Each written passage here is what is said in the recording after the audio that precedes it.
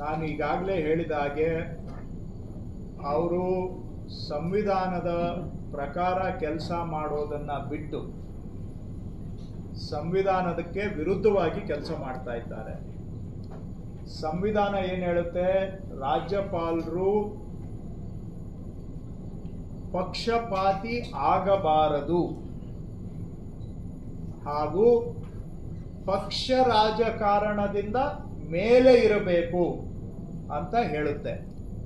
ಆದರೆ ಇವತ್ತು ಮಾನ್ಯ ರಾಜ್ಯಪಾಲರು ನೇರವಾಗಿ ಪಕ್ಷ ರಾಜಕಾರಣ ಮಾಡ್ತಾ ಇದ್ದಾರೆ. ಈಗ 4 ಪ್ರಕರಣಗಳಲ್ಲಿ ಲೋಕಾಯುಕ್ತದವರೇ ಮನವಿ ಮಾಡಿದ್ದಾರೆ, ವರದಿಯನ್ನ ಕೊಟ್ಟಿದ್ದಾರೆ. ಕೆಲವರ ಮೇಲೆ ತನಿಖೆಗೆ ಮತ್ತು ಕೇಸು ದಾಖಲು ಮಾಡೋದಕ್ಕೆ ಅನುಮತಿಯನ್ನ ಕೊಡಿ ಅಂತ. ವರ್ಷಗಳೇ ಕಳೆದ್ರೂ ಅದಕ್ಕೆ ಅನುಮತಿಯನ್ನ ಕೊಡೋದಿಲ್ಲ. ಒಂದು ಫೈಲನ್ನ ವಾಪಸ್ ಕಳಿಸಿದ್ದಾರೆ, 750 ಪೇಜು, ಇದನ್ನ ಇಂಗ್ಲಿಷ್ಗೆ ಟ್ರಾನ್ಸ್ಲೇಷನ್ ಮಾಡಿಕೊಡಿ ಅಂತ ನೆಪ ಕೊಟ್ಟು ಕಳಿಸಿದ್ದಾರೆ. ಯಾಕೆ ರಾಜ್ಯಪಾಲರ ಕಚೇರಿಯಲ್ಲಿ ಇಂಗ್ಲಿಷ್ ಟ್ರಾನ್ಸ್ಲೇಷನ್ ಪಡೆದುಕೊಳ್ಳೋದಿಕ್ಕೆ ಅವಕಾಶ ಇಲ್ವಾ? ಅಥವಾ ಏನಿದರ ಸಾರಾಂಶ ಅಂತೇಳಿ ಕೇಳಿ ತಿಳ್ಕೊಳ್ಳೋದಿಕ್ಕೆ ಆಗೋದಿಲ್ವಾ? ರಾಜ್ಯಪಾಲರ ಕಚೇರಿಯಲ್ಲಿ ಕನ್ನಡದವರು ಒಬ್ಬರೂ ಇಲ್ವಾ ಕೆಲಸ ಮಾಡೋರು? ಎಲ್ಲ ಹೊರ ರಾಜ್ಯದವರೇ ಇದ್ದಾರಾ? ಕನ್ನಡ ಕಲಿಯದವರೇ ಇದ್ದಾರಾ? ಕರ್ನಾಟಕದ ರಾಜ್ಯಪಾಲರಾಗಿ ಅವ್ರ ಕಚೇರಿಯಲ್ಲಿ ಕನ್ನಡ ಬಲ್ಲವರು ಒಬ್ಬರೂ ಇಲ್ಲ ಅಂತ ಹೇಳಿದ್ರೆ ಇದು ನಮ್ಮ ರಾಜ್ಯದ ಭಾವನೆಗಳಿಗೆ ತಕ್ಕವಾಗಿರುವಂಥ ಕೆಲಸನ? ಈ ರೀತಿಯಾದಂತಹ ನೆಪಗಳನ್ನು ಕೊಟ್ಟು ಬಿಜೆಪಿ ಜೆಡಿಎಸ್ ಅವರ ರಕ್ಷಣೆಗೆ ನಿಂತಿದ್ದಾರೆ ರಾಜ್ಯಪಾಲರು. ಅವರು ಮಾಡ್ತಾ ಇರುವ ಪಕ್ಷಪಾತದ ಕೆಲಸವನ್ನ ಮುಚ್ಚಾಕೊಳ್ಳಿಕ್ಕೆ ಇವತ್ತು ಸುಮ್ಮನೆ ದಿನ ಬೆಳಿಗ್ಗೆ ಆದರೆ ಪತ್ರಗಳು ಬರೆಯುವಂತ ಅಭ್ಯಾಸವನ್ನ ಮಾಡಿಕೊಂಡಿದ್ದಾರೆ. ಇದನ್ನ ನಾವು ಕಾನೂನಾತ್ಮಕವಾಗಿ ನೋಡ್ತೇವೆ. ಯಾವುದು ಸಂವಿಧಾನ, ಯಾಕಂದ್ರೆ ನಾವು ಸಂವಿಧಾನದ ಆಧಾರದ ಮೇಲೆ ಸಂವಿಧಾನ ಕೆಲಸ ಮಾಡ್ತಕ್ಕಂಥವ್ರು. ಸಂವಿಧಾನಬದ್ಧವಾಗಿ ಯಾವುದಕ್ಕೆ ಉತ್ತರ ಕೊಡಬೇಕು ಅದಕ್ಕೆ ಕೊಡ್ತೇವೆ. ಕಾನೂನು ಪ್ರಕಾರವಾಗಿ ನಾವು ಯಾವುದಕ್ಕೆ ಕಡ್ಡಾಯ ಉತ್ತರ ಕೊಡಬೇಕು ಅದಕ್ಕೆ ಖಂಡಿತವಾಗಿ ಉತ್ತರ ಕೊಡ್ತೇವೆ.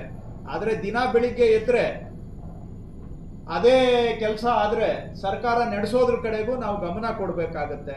ಅವ್ರು ಹೇಳಿದ್ರು ಕೆಲವೆಲ್ಲ ರಾಜ್ಯಪಾಲರ ಕಚೇರಿಯಲ್ಲಿ ಇದ್ದಂತಹ ದಾಖಲೆಗಳ ಬಗ್ಗೆ ಮಾಹಿತಿ ಹೇಗೆ ಸೋರಿಕೆ ಆಯಿತು ತನಿಖೆ ಮಾಡಬೇಕು ಅಂತ ಮುಖ್ಯ ಕಾರ್ಯದರ್ಶಿಗಳಿಗೆ ಪತ್ರ ಬರೆದಿದ್ರು.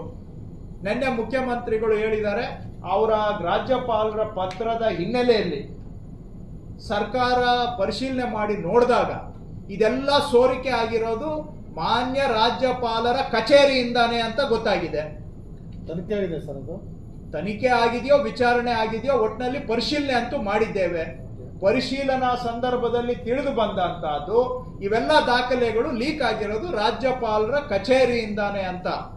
ವಿಚಾರಣೆ ಯಾರು ಮಾಡಿದ್ರು ಏನು ಅದು ಬಹುಶಃ ಗೌಪ್ಯತೆಯ ವಿಷಯ ಆಗುತ್ತೆ, ನಾನು ಹೇಳಲಿಕ್ಕೆ ಹೋಗೋದಿಲ್ಲ. ನಿನ್ನೆ ಮುಖ್ಯಮಂತ್ರಿಗಳು ಹೇಳಿದ್ದಾರೆ ವಿಚಾರಣೆಯಿಂದ ತಿಳಿದು ಬಂದಿರೋದು ಇದೆಲ್ಲ ಸೋರಿಕೆ ಆಗಿರೋದು ರಾಜ್ಯಪಾಲರ ಕಚೇರಿಯಿಂದ ಅಂತ.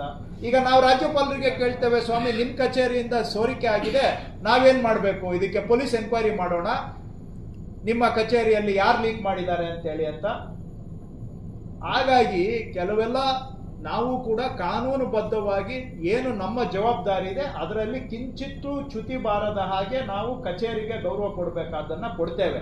ಅದನ್ನ ಬಿಟ್ಟು ಅವರು ಕೇವಲ ರಾಜಕೀಯ ಕಾರಣಗಳಿಗೆ ಅವರ ಕಚೇರಿಯನ್ನ ದುರ್ಬಳಕೆ ಮಾಡಿಕೊಂಡ್ರೆ ಅದಕ್ಕೆ ಅದು ಅವರು ಇಷ್ಟ, ಅದು ನಾವೇನು ಹೇಳಲಿಕ್ಕೆ ಆಗೋದಿಲ್ಲ. ಒಟ್ಟಾರೆ ಅವರು ಇದನ್ನ ರಾಜ್ಯಪಾಲರ ಕಚೇರಿಯನ್ನ ಕೇವಲ ರಾಜಕೀಯಕ್ಕೆ ಬಳಕೆ ಮಾಡ್ಕೊಳ್ತಾ ಇದ್ದಾರೆ ಅನ್ನೋದು ಅವರ ಮುಂದುವರೆದ ಚಟುವಟಿಕೆಗಳಿಂದ ಸ್ಪಷ್ಟ ಇದೆ.